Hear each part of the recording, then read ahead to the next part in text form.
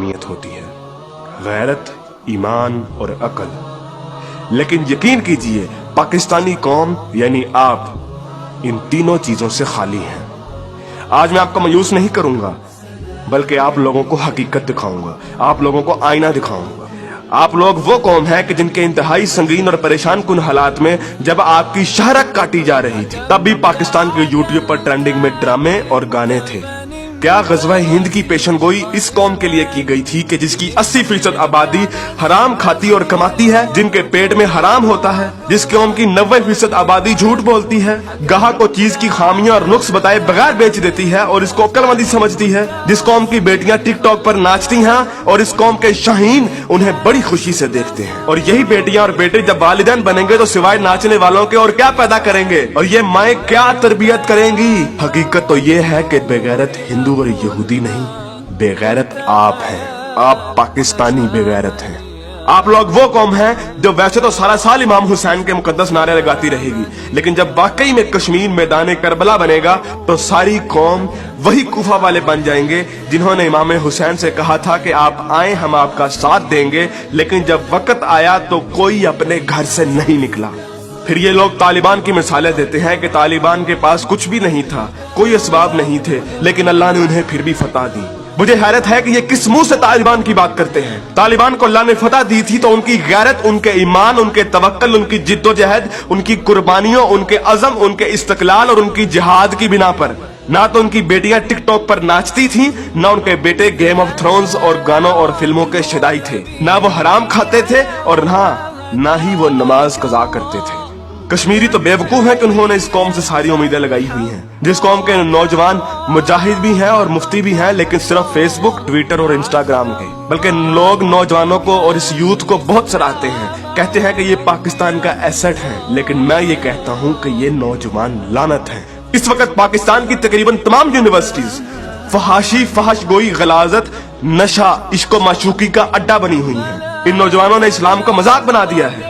इन्हीं नौजवानों ने मॉडर्निज्म के नाम पे फहाशी और बेहयाई को रिवाज दिया है। हर लड़की आजकल टाइट्स पहन के फिरती है। इस्लाम और तहजीब का कोई नामो निशान ना यूनिवर्सिटीज में है ना कॉलेजेस में।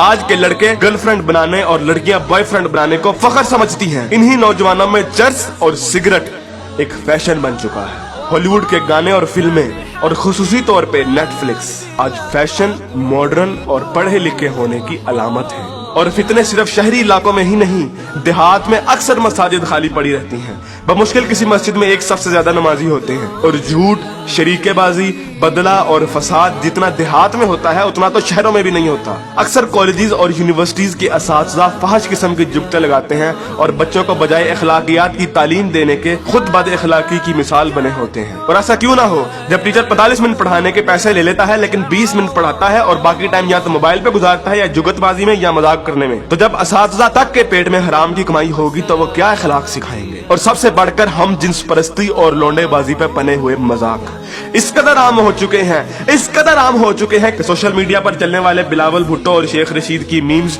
इस कदर आम हो गई हैं कि जैसे ये कोई मसला ही नहीं, जैसे ये कोई खिलाफे इस्लाम, खिलाफे तहजीब कोई बात ही नहीं। ये फितना मजाक मजाक में इस कदर आम हो गया है कि अब तो कोई स्कूल, कोई कॉलेज, कोई यूनिवर्सिटी से मुस्तस्ना नहीं। जिस कौम के बच्चे 12-12, 13-13 साल की उम्र में स्कूलों से ही फहाशी और पोर्नोग्राफी के मरीज बन जाते हैं, तो क्या वो हवस के पुजारी नहीं बनेंगे? ऐसी जगह ज़ैनब जैसे केस सामने नहीं आएंगे तो और क्या होगा? मुझे हैरत होती है कि हर बंदा मीडिया को तनकीद का निशाना बनाता है, हर बंदा मीडिया को फहाशी का असल कसूरवार ठहराता है, लेकिन खुद को कोई जिम्मेदार नहीं ठहराता, जो उस मीडिया को बड़े शौक और बाकायदगी से देखता है और उस मीडिया को अरबों रुपए का बिजनेस भी देता है।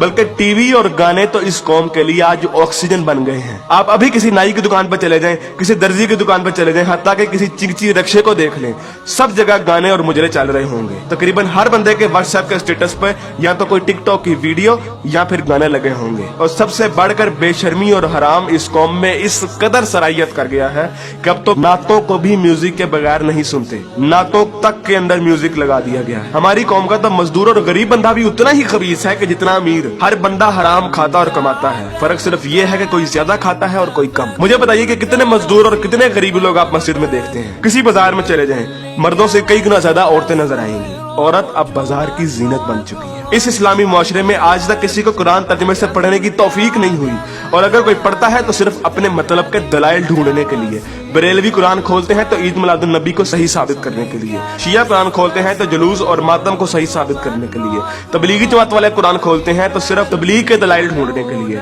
औरतें कुरान खोलती हैं तो मर्दों को निगाहें नीची करने वाली आयत दिखाने के लिए, और मर्द कुरान खोलते हैं तो औरतों को पर्दा करने वाली आयत दिखाने के लिए। और बहुत सी अवाम तो ऐसी है कि जो सिर्फ और सिर्फ वजीफे करने के लिए कुरान खोलती है। यानी इन लोगों ने कुरान को अल्लाह की किताब नहीं बल्कि टेलीफोन डायरेक्टरी बना दिया है।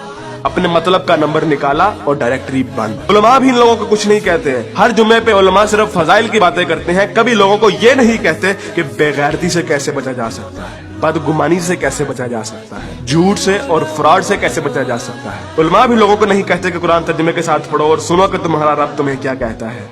और यकीन कीजिए कि जब आप कुरान तर्जुमे के साथ पढ़ेंगे तो आपको अंदाजा होगा कि एक बार सुभान अल्लाह या 100 बार कलमा पढ़ने से जन्नत नहीं मिलनी, अमल करना पड़ता है, अमल। लेकिन हमारे मीठे मीठे उलमा और मुबल्लिग सिर्फ और सिर्फ मोहब्बतें बांटने पर जन्नतों का वीजा दे देते हैं। जिस मुल्क में दुनिया में सबसे ज्यादा ईद मिलादुन नबी मनाई जाती हो, मुहर्रम के जुलूस निकलते हो, तबलीगी जमात वाले तबलीग करते हो, वही मुल्क दुनिया में करप्शन और झूठ और हराम कमाने में सबसे आगे है। तुम लोग कुर्बानी के लिए जानवर भी लेते हो तो सिर्फ लोगों को दिखाने के लिए, अपना स्टेटस कायम करने के लिए। यकीन कीजिए असल गद्दार आप हैं। कायद आजम अल्लामा इकबाल और 50 लाख शोहदा के लहू से गद्दारी की है आपने, पाकिस्तान से गद्दारी की है आपने, और सबसे बढ़कर अल्लाह और उसके रसूल से गद्दारी की है आपने। ग़ज़वा उहद में जब सहाबा ने हुज़ूर अकरम सल्लल्लाहु अलैहि वसल्लम की एक छोटी सी नाफरमानी की थी तो उस छोटी सी नाफरमानी की बिना पर अल्लाह ने मुसलमानों को बहुत बड़ी शिकस्त दी।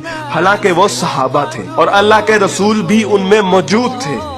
लेकिन आज आप लोग ये कहते हैं कि अगर जंग हुई तो आसमान से फरिश्ते उतरेंगे कतार अंदर कतार। तो पहले अपने अमाल और अपनी औकात देखिए और फिर बात कीजिए। ऐन मुमकिन है कि आप लोगों को इस तकरीर का कोई असर ना हो, क्योंकि जिस पेट में हराम, जबान पे झूठ, कानों में गाने और आंखों में हवस भरी हो, उन दिलों पर हक की बात असर नहीं करती। मैंने कभी इतनी बदतमीजी और सख्त अल्फाज से बात नहीं करनी थी, लेकिन यकीन कीजिए मैं बहुत मजबूर हूँ साफ साफ अल्फाज में अपनी कौम को उनकी हैसियत दिखाने के लिए कि असल में बदनामी के जिम्मेदार आप लोग खुद हैं, कि असल में जलालत आप लोगों ने खुद खरीदी है।